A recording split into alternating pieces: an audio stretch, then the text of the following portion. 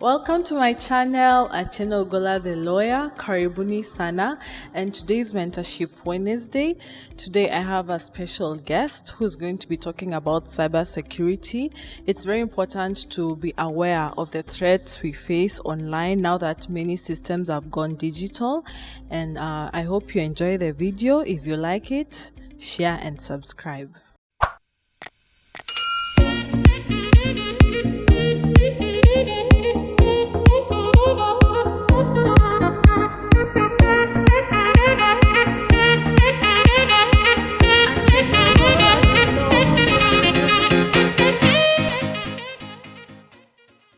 Hi, thank you. Thank you very much. Thank you very much, Julie. My name is Ramadhan Rajab. I'm a cybersecurity specialist. And yes, I'm here to talk about cybersecurity. Yes. Yes, thank you so much. So now, Ramadan, maybe now you could start by explaining to us your professional journey, how you've been able to reach where you are right now. Well, my professional journey began with after high school. I joined on a pre-university program in Catholic University before I started my undergraduate degree course in computer science at the same university. Finished, and in the midst of my degree course, I partook in an internship. My first internship was where I worked as a data entry systems intern at the National Cereal and Produce Board. That was in 2009 when I was in my second year. I was there for 3 months. Then I worked for a logistics company briefly for about 6 months between the years 2011 to 2012 at a startup logistics company known as Broadwise Investments, where they used to transport goods within East Africa. From there, I landed the opportunity to work for Lancet Laboratories, where I engaged as an intern, an IT intern on industrial attachment within the IT department. After the attachment ended 2 months later, I was kept on board, where I continued volunteering for a year.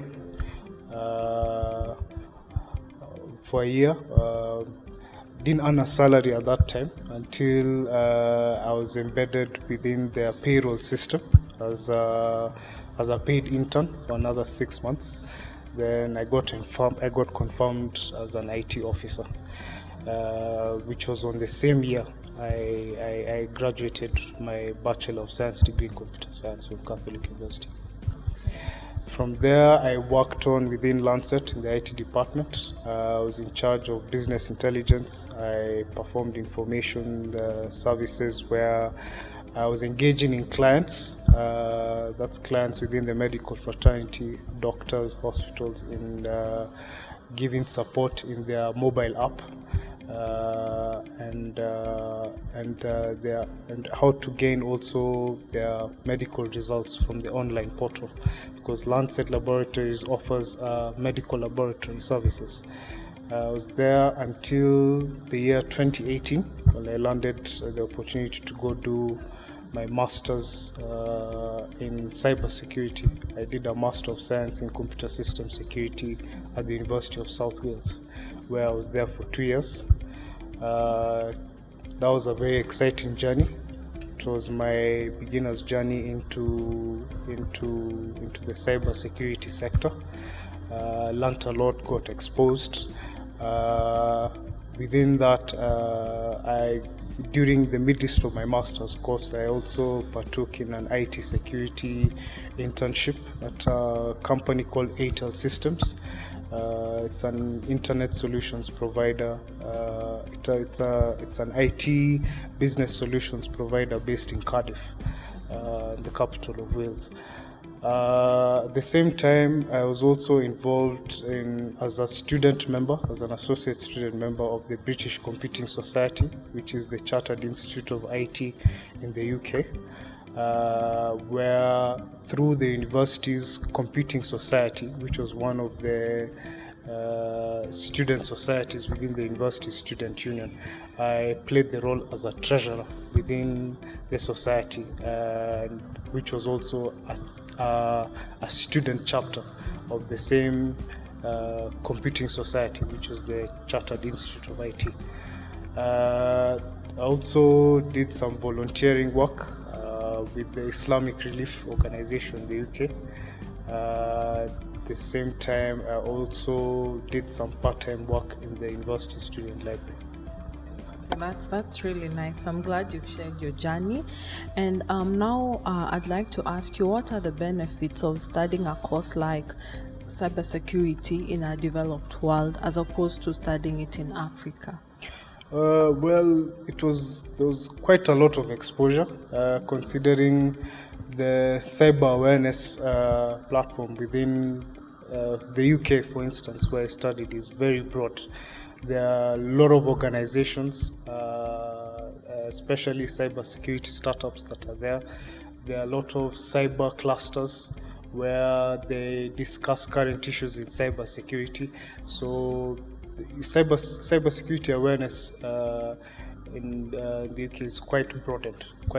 You get really quite exposed, and a lot of companies, whether it's the big tech companies like IBM or Microsoft, or all the other bigger companies, and government organizations like the intelligence bodies, like GCHQ, for instance, which employs a lot of cybersecurity experts, really give a lot of and express a lot of cybersecurity concerns out and address these issues out to everybody, and try and formulate solutions on how to mitigate current cyber threats that are going on around the world. Okay, that's really awesome, because I think as much as, yes, there are IT related courses in our universities, the exposure is not much in Africa, right? Well, it's not much, but I must say it is growing. The growing concerns are there, considering especially hackers in Africa are beginning to get smart, and considering a lot of organizations within Africa losing a lot of revenue to cybercrime. So the concerns are growing, and you can see there are a lot of people pursuing their interests into learning a lot about cybersecurity and broadening their skills. As much as there's a skills gap, the skills gap shortage is not just limited within Africa, it's globally. So it's a global concern. There's more of a need of cybersecurity professionals across the globe, considering we are in this day and age, in a digital age, where everybody's embracing technology, and all the information that we communicate using these forms of technology need to be secure. So the issues are global, and it's being addressed. Yeah. Okay. So what are the career prospects now in the field of cybersecurity? The career prospects are broad. From a technical aspect, you can work as an ethical hacker and systems penetration tester, where you ethically hack systems and penetrate through systems of organizations to see if they're secure, and suggest ways of mitigating these loopholes that they have within their systems. At the same time, you can work as a malware analyst to analyze certain threats that organizations have succumbed within their systems. You can also work as a network security engineer. You can work as an IT systems auditor, security auditor, or you can work in data privacy and protection, where you review policies and try and improve on policies to ensure that things are up to standard within organization systems. Yeah, thank you for saying that, because I think sometimes maybe people who graduate with computer science from universities in Kenya, sometimes maybe they're not aware of the fields they could actually use their skills in, right? Yes. Yeah. So now what do cybersecurity analysts do daily? Like what does their work entail? It entails a lot from a technical aspect. You'll check on firewalls, you'll check on things like IPsec protocols to ensure that systems are actually secure and up and running. You'd also check on security patches if they are updated within operating systems. Especially Microsoft systems, which are broadly used around most organizations around the world. You need to ensure that security patch updates are done daily to ensure that there are no that these systems are not succumbed to any forms of cyber threats or any viruses or malware. Yeah. At the same time, there's more. You need to review policies. You'll also need to check on. You need to run periodic audits, IT audits, to ensure that things are up to standard. And as far as whether it's through compliance or through intellectual property rights or it's through the network infrastructure, or even just reviewing the information security policy in general to ensure that things are up to standard and they meet the criteria as far as the laws within the organizations where the organizations operate are met, where the policies that are implemented within the organization are met according to the laws that are defined within the geographic location where the organization is operating. So now maybe we could talk about the various threats that people or companies or organizations face currently, now that many organizations or individuals have moved to the digital space. What are certain types of threats that people could be facing online? Well, the common threats that are there are phishing threats, where, for instance, you can get fake emails within your mailbox, only to find if you click on the email, it actually opens a malicious web link that can compromise your host machine or your entire network. Another form of threat that people need to be aware of is buffer overflow threats, where these are kind of threats that if they end up within your system, they compromise the memory buffers within your servers or your host machines and compromise all your systems. It can even lead to some form of data exfiltration, where data is manifested or data is extracted from your systems by malicious hackers where they're intending to use it for malicious purposes. Like maybe hack into your financial systems, for instance, maybe hack into your bank account and compromise your bank account and steal money from you digitally. And I think that has been happening to banks recently in Kenya. Yes, that's been a major threat, especially financial institutions, because you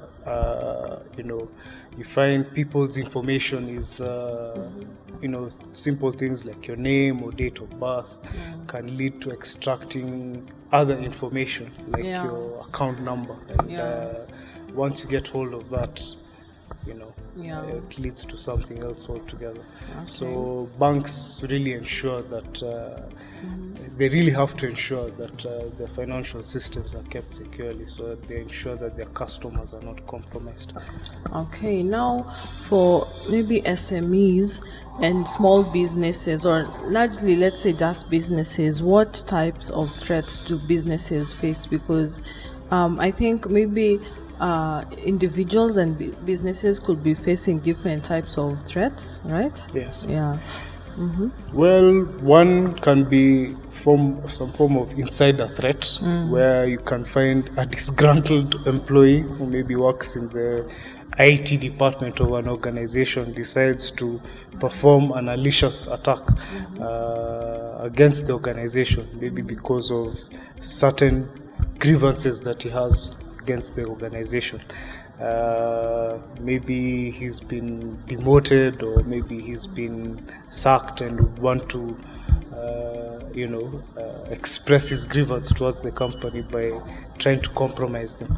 So those are things you have to be aware of. Where and how to mitigate that is to ensure that access levels are properly monitored, and they're defined in a way that employees who have access to certain company information would not be able to manipulate that kind of information to do something malicious with it. They ensure that that data is protected. Another thing to also ensure is another form of threat that could happen, as I mentioned earlier. Phishing threats, as I mentioned earlier, is a common norm. It's a common threat, especially to organizations' mail servers. You find if you don't have proper email blacklisting policies in place or proxies in place, you may end up getting a lot of accumulated spam, and that can cause a compromise to your systems. Another thing to ensure is if you have. That's why periodic checks are usually done on networks to ensure that your networks are safe. Like what you find as vulnerabilities, common network vulnerabilities within organizations' networks, open ports. If you find an open port within your network, that's a vulnerability in itself into launching any form of cyber attack, whether it's some form of malware that could compromise a system. It could be a ransomware attack or a zero-day attack that causes a denial of service to the network. You need to ensure that those ports are either closed or filtered to ensure that the network is protected. Yeah. Okay, then maybe now we could talk about the top 5 cyber crimes that have occurred or are common, in the cyberspace. Yeah. Well, one famous threat I can tell you about is a Stuxnet worm, which was induced a few years ago. And one thing that it did is it was actually used by a hacker to compromise a nuclear power plant in Iran. That was quite a major attack. Another one is a Bluebone attack, which is a Bluebone exploit. Was actually a Bluetooth-based exploit that's mainly targets smart systems that compromises the Bluetooth functionality within these smart devices. So one way organizations can a suggestive way, like for the Bluebone attack, for instance, a way to mitigate that was now you find companies who give out devices like phones to their staff members to use. A way to ensure protection of that is to ensure that you have proper security configurations implemented on those phones. Another way to ensure that is also you can also consider BYD security configurations within devices, especially in a case where people bring BYOD. What I mean by BYOD is bring your own device to work, where you find employees bring their own devices to use at work, and they use some of the company's applications to carry out their day-to-day duties. So for organizations, what they have to ensure is they have to have BYOD security configurations done to ensure that devices that these devices that individuals or their staff members use when they're carrying out their day-to-day work activities have proper security implementations in place to ensure that the data that they handle that belongs to the organization is protected. Yeah, so among the ways that you've mentioned, like what are also other ways in which companies or individuals can secure themselves against cyber attacks or cyber crimes? Well, what organizations need to ensure is what organizations can do to implement cybersecurity solutions. One core way is cyber awareness training, where you train staff members on how to handle devices, for instance, and how to access their systems, how to access their emails. You need to train them on how they should handle information, company information, while they're carrying their day-to-day work, so that they ensure that their data is not compromised. Another effective way is the usual. Just make sure you check your firewalls and ensure that they're secure. Make sure that security patches are updated within systems on a daily basis. System backups is also very vital. Daily backups have to be done by organizations to ensure that if any form of threat happens within the organization's systems, they're able to recover that data. Because data is quite a vital asset in every industry today. So you have to ensure that the data is kept safely and securely. And I think now I've just thought about the 2017 elections, on how it was said. I don't know now from your perspective if you could talk about that also, on how data of the elections, was it properly secured, or now what should the election management system ensure moving forward if they want to use the digital space to conduct elections? Well, for the next election, to avoid the kind of loophole that happened in the last election, one thing they could consider having is a proper cyber incidents response team who can be able to be monitoring those systems when polls are being run. Like, for instance, just this week we've just had the US election, and as you know, for the US election, polls are usually done digitally, and they're well monitored. I know President Trump had his own opinion about the ballot being a bit flawed, where he says probably the polls may be compromised, but that could hardly be done, especially when you have a proper IT security team monitoring your systems and ensuring that the polling system is kept securely. I think that's something that we also need to implement in Kenya, to have a proper cyber incidents response team monitoring the polls during the elections. Hopefully, I don't know if we'll be able to have an online-based election in our next election. Praying for that. That way we'd have something free and fair, truly free and fair. But if it's monitored to ensure that no threat that occurs, I think that would bring a proper solution. And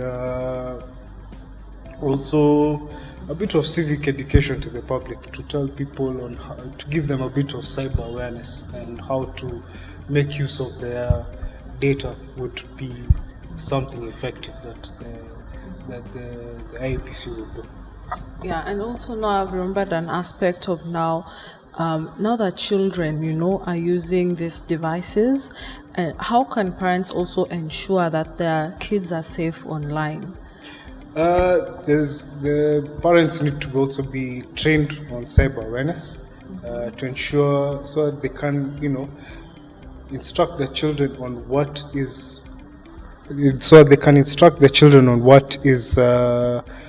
and advise their children on how to make use of the internet safely, so that they don't, especially they're not able to access unethical sites or sites that they're not supposed to be viewing.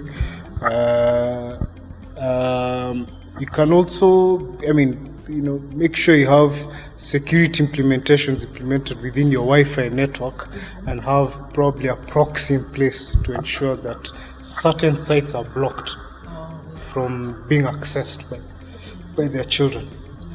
Yeah. I think that's very important now that even there is online learning, Yes. people should ensure that children are safe online. Yes. Yeah, and now do you think like the data protection laws in Kenya are sufficient to actually prosecute people for cyber crimes, or to protect actually people's private data, or even people who are malicious in the cyberspace?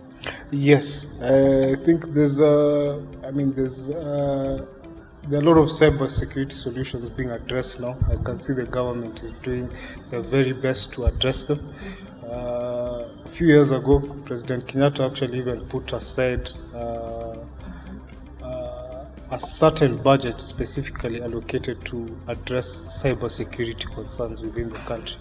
So that is happening, and a lot of people, like we said, find there's probably a skills gap shortage in cybersecurity, but I can see a lot of IT professionals are getting to learn more about cybersecurity, and learning and enhancing their skills to ensure that whatever systems they are handled securely. Another vital, especially software developers and programmers, are learning security by design implementations when designing whether it's their web applications or mobile applications, for instance, and they're ensuring that security by design measures are put in place when they're carrying out their work. Yeah, that is very important, as you've said. And now that we are almost winding up our discussion, what are some of the services you offer as a cybersecurity analyst? For me, myself, my specialties are in ethical hacking and penetration testing. I'm a systems pen tester. I offer pen testing services as per now. At the same time,